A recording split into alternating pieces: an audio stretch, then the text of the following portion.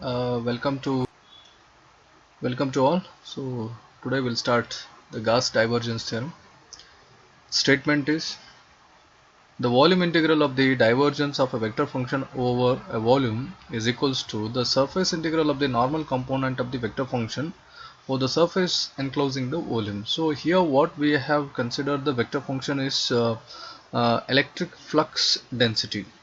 Okay, so the mathematically it is represented by the volume integral of divergence of electric flux density equals to the surface integral of what is that, the normal component of electric flux d dot ds.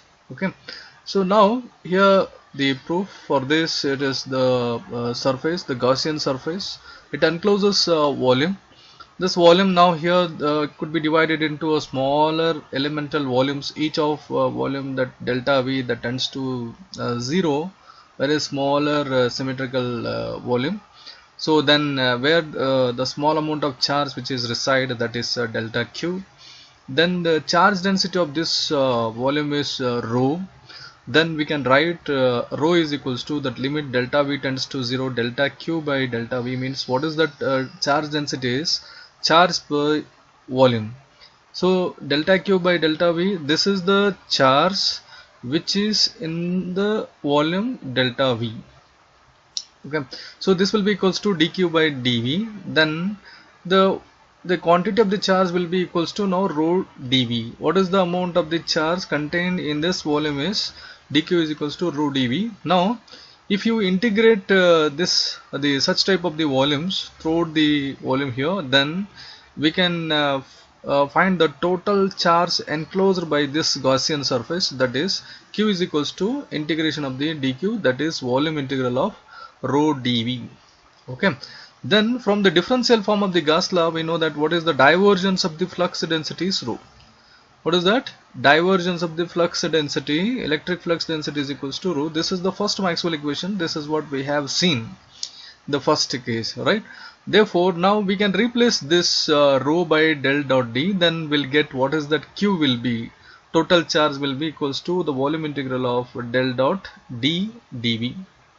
Then what is the total charge as per the Gauss statement is? So the Gauss statement is what is that, the electric flux through the closed surface will be equals to, it is 1 by epsilon naught, it is q.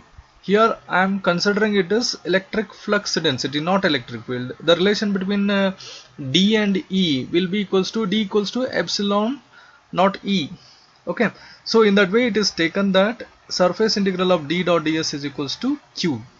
Then now I will replace this q by the flux d dot ds. Then what will get, the volume integral of del dot d dv equals to what is that, the charge will be, it is surface integral of d dot ds. It means what, the divergence of flux, it means it is the net outward flux. That is the meaning actually. Stokes theorem, here only the statement is there. So this is a statement here. The surface integral of curl of a vector function over a surface is equals to the line integral of the vector function along the line enclosing the surface. Here this again vector function we can consider as a electric field. Okay, so it is easy to understand also. If I take that f as E, then I can take that surface integral of del cross E, it is like, okay, it means if you consider like vector function as electric field, then you can easily understand. Okay, so surface integral of del cross f dot ds equals to that line integral of f dot dl.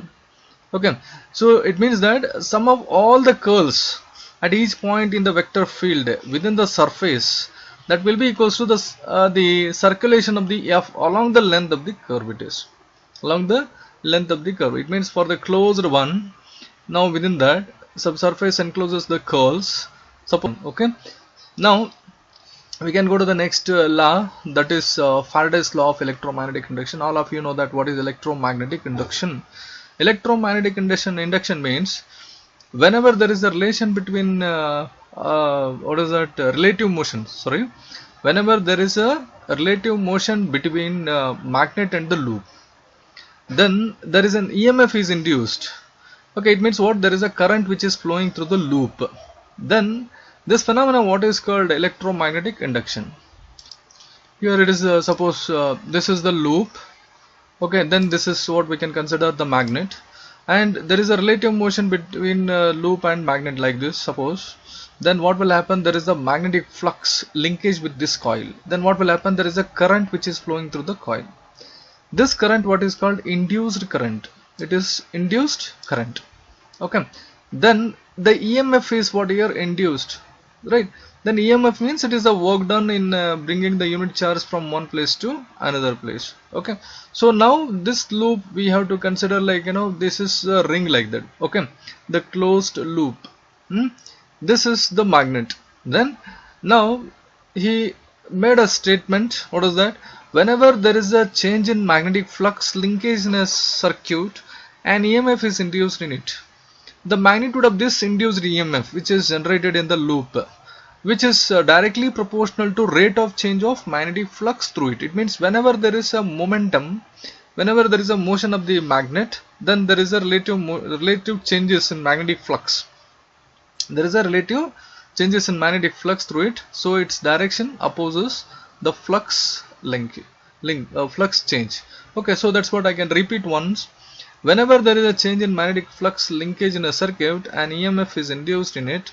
The magnitude of the induced EMF in a circuit is equals to the time rate of change of the magnetic flux through it, and its direction opposes the flux linkage. So the mathematical statement, it is mentioned that what is that? E is the EMF, d psi means it is a flux. Okay, here I am considering the magnetic flux. E is equals to, it is a magnetic induced EMF. Then d psi by dt means time rate of change of magnetic flux.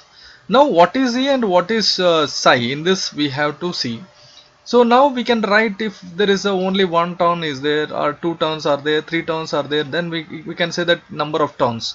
So I will write this as, like, E is equals to minus n minus y, because of there is opposition takes place, right? This is what here the its direction opposes the flux change, so in that way it is negative, both are in the opposite direction. So E is equals to minus n d psi by dt. Now I will consider the loop of the conducting material when it is subjected to change in magnetic flux, means when the magnet is in the state of motion. Then what is the magnetic flux will be? So it means these magnetic lines, they form a closed loop. These magnetic lines, they form a, okay, here what I shown that dotted lines, these are the closed lines. So this is a closed surface. Now it is in the magnetic field. Then what is the magnetic flux through the surface? The area element, that is ds. Now if it is a Gaussian surface, alright, it is in the magnetic field. Now if I make a what is that closed loop like that, then what is that? B dot ds, the magnetic lines which are passing through this area. Now suppose here it is a, suppose this is the area, here the magnetic lines are passing, then it is B dot ds. Okay, then magnetic flux through entire surface area. So if it is considered like full surface area, then what is the magnetic flux will be? It is surface integral of B dot ds. Then what is the d psi by dt is surface integral of dou b by dou t dot ds. So here the ds, it is not changing with the time, it is invariant with the time. So for a closed circuit, what about that EMF is work done in moving the unit charge right around this loop. Suppose if this loop is divided into, okay, if this loop it is divided into see that smaller elemental, okay, the length, then we can write that what is the work done will be. Work done will be like force into displacement. Now here force in electric field, what is that? Q into E. What is the Q is the unit charge, I can take it as 1. Then what is E is electric field, and dl is the length of the element. Okay, then for a closed circuit, what about the total work done is the integration of all these work dones. Then for the closed loop, what is the total work done will be? It is line integral, it is line integral, because it is along the line, it is a closed curve, not surface, it is closed curve. So what is that? Line integral of E dot dl. Okay, then so now I will write that Faraday's statement as what is EMF is line integral of E dot dl, then minus d psi by dt. What is the d psi by dt is? It is a surface integral of dou b by dou t dot ds.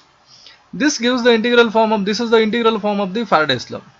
Now how to find out that, how to get the differential form? The differential form we can get it by using the Stokes theorem. So this is the LHS one. I will replace with this the del. What is that? Line integral of E dot dl will be equals to that surface integral of curl of E dot ds. This is what the statement, the mathematical, what is that? Stokes theorem. Okay, so this is what now E dot dl equals to, it is the surface integral of del cross E dot ds. Now I will write this equation as it is surface integral of del cross E dot ds equals to, it is minus surface integral of dou b dou by dou t dot ds. That's what it is, what I told you that. So this what about that surface? It is what here, this the surface or volume does not change with the time. So these two can be cancelled. Then what you will get, del cross E is equals to minus dou b by dou t. So this is the differential form of the Faraday's law, which is the third Maxwell equations. Okay.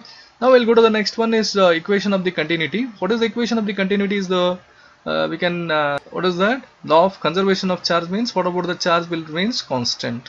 It means what? That is net outward flux of current density remains invariant in any conditions. Any conditions in the sense it is AC or DC. Now we can define what is current density. What is current density? Is current per unit area. We already know that. Okay. So now if I say rho is the charge density and V is the velocity of the charge, then what is the current density? Is it is rho V. Now here two cases I mentioned. One case it is DC. This is second case it is AC here. It is for time constant. This is time variant. This one is time variant and this is time invariant. So if the time invariant, it means what? When it is subjected to DC. Okay, then what will happen? There is a closed path. It means the closed loop. What about that? The divergence of the current will be zero, because if you consider any point here, the net current enters at that point, the same amount of the current will leave. So it means what? Divergence of the current will be zero. If you apply the, it means what about that Ampere's law here? What is the del cross H is equals to J? If you apply the divergence on both the side here, okay, then what is the divergence of the curl? What is the divergence of the curl is? If it is said to be a rotational one, then divergence of that rotational field will be zero. Okay, so this is what actually del cross H is equals to del dot J is equals to 0. So this holds good for any condition, in the sense it is only for the static conditions. Then now if I consider the AC conditions, AC condition and the what about the capacitor is connected. Okay, for AC condition also, then if there is no capacitor, then it is said to be closed. Again it is same thing. But if the capacitor is connected, what will happen? If the capacitor is connected, then there is a gap, so it cannot be, means what about the total circuit cannot be disclosed one. Then what will happen? There is a divergence of the current takes place. Okay, now if I consider only if the one surface, this is the closer surface, encloses the plate of the capacitor, it means what? It contains the charge.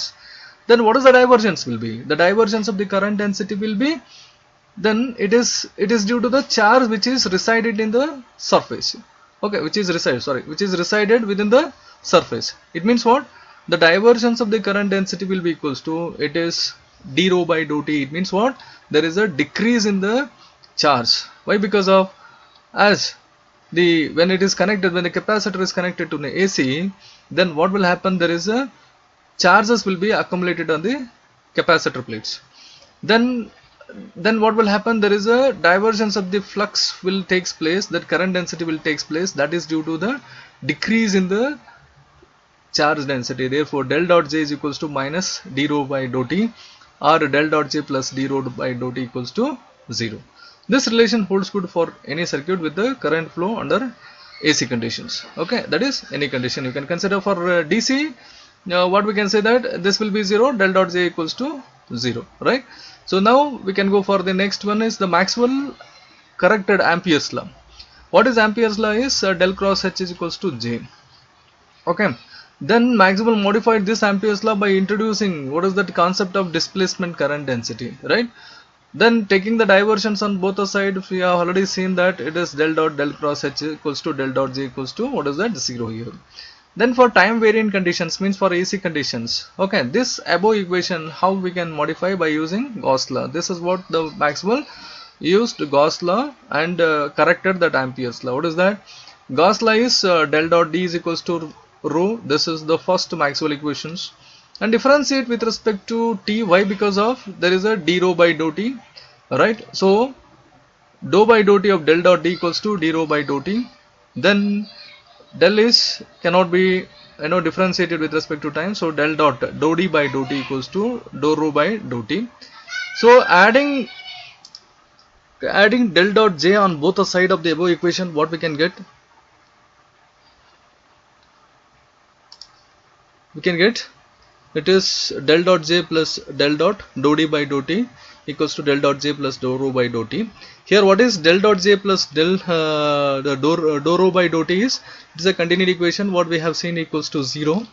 So this term will be 0, this term will be 0, then del dot J and del dot dou D by dou T. So here I can take the del dot J plus dou D by dou T equals to 0. So in this J plus dou D by dou T, it means J is the current density. Dou D by dou T means what is this? It is a new parameter which is introduced in the Maxwell. That is what in the Ampere's law, that is called Maxwell correction factor. Okay, so this is named as displacement current density, that is by Maxwell. Therefore the sum of current density is what is that? J plus dou D by dou T. It is called total current density in time varying conditions. Hence replacing J plus dou D by dou T in the Ampere's law, what we can get? The fourth Maxwell equation, that is del cross H equals to, instead of J it is J plus dou D by dou T, that is for time varying conditions. This above equation, what is called the differential form of the Maxwell equation, which is called Maxwell Ampere's law, okay, or Maxwell the corrected Ampere's law it is. Okay, so this is the fourth Maxwell equation. So in this dou D by dou T, what is called displacement current density. It is called displacement current density. J is just current density, this is displacement current density. What is displacement current density? Is also current per unit area under time varying conditions, and also describes the direction of the flow of charge, and which is called the Maxwell correction factor also. Okay, then the last point is displacement current. Now if there is a displacement current density, what is the expression for the displacement current? We know what is the definition is. Displacement current density is displacement current per unit area. Okay, so now displacement current we can define as, it is a time rate of transfer of charge under time varying field conditions. Now here we have connected the capacitor. So for parallel plate capacitor, what is that? Area of the plate is A and epsilon is the permittivity of the medium. Then electric displacement or electric flux density, what is that relation between D and E is D equals to epsilon E. Then potential across the capacitor means what is the voltage? The voltage, okay, across the capacitor is, it is V naught e to the power of j omega t. And for parallel plate capacitor, what is electric field is, it is potential per unit length. Okay, so it is V by L. Now I will take this relation, what is the D equals to epsilon, here it is epsilon, what is E here, it is V by L, this is V by L, then epsilon by L into V, then epsilon by L, what is V is V naught e to the power of j omega t, then displacement current density is given by, it is dou D by dou T is equals to ID by A, this is displacement current per unit area. Okay, so then what is ID is dou D by dou T into A. What is dou D by dou T means, this is the D here, this is D, this you can differentiate with respect to time. What is that? Dou by dou T, that is epsilon by L V naught e to the power of j omega t into A. Okay, so here epsilon L V naught or as constant, it is taken here. Then with respect to t means it is j omega, this is j omega here into V naught e to the power of j omega t. So this is what the expression for displacement current. Okay, so very important question it is. So all of you practice. If you have any doubts you can ask. Okay, thank you.